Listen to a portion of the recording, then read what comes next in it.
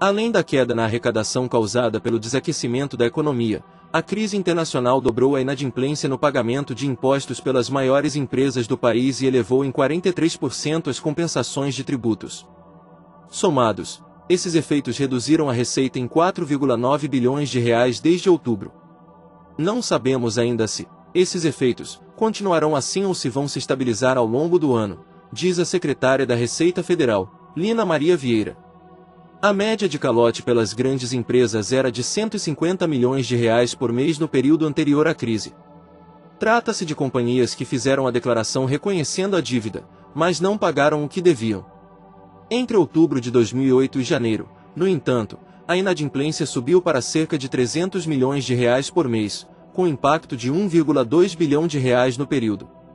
Já as compensações de impostos, que no primeiro trimestre de 2008 totalizaram 8,7 bilhões de reais, aumentaram para 12,4 bilhões de reais no mesmo período deste ano.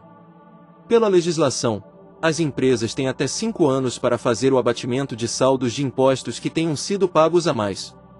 Na prática, esse mecanismo reduz a arrecadação federal, já que esses valores deixam de ser recolhidos ao fisco. Esses créditos vão se acumulando com o recolhimento antecipado de tributos, por exemplo o imposto de renda sobre aplicações financeiras, que é retido na fonte, ou o IR pago por meio de estimativas mensais da receita das pessoas jurídicas.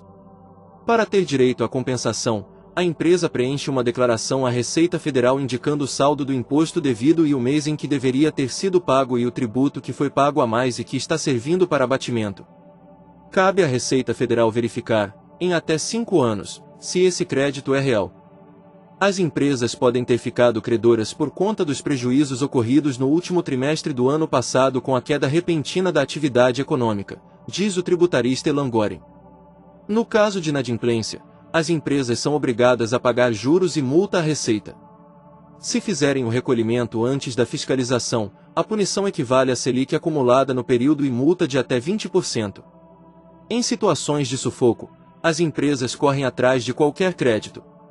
Isso aconteceria num momento ou outro, diz o advogado Igor Mauler Santiago, sócio do escritório Sacha Calmon e Misabel Derzi.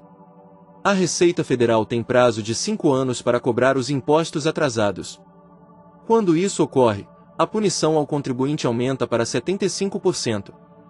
A arrecadação no primeiro trimestre de 2009 caiu 6,6% em relação ao mesmo período do ano passado. De janeiro a março de 2008, o governo recolheu 171,7 bilhões de reais em tributos. Até março, havia arrecadado 160,3 bilhões de reais.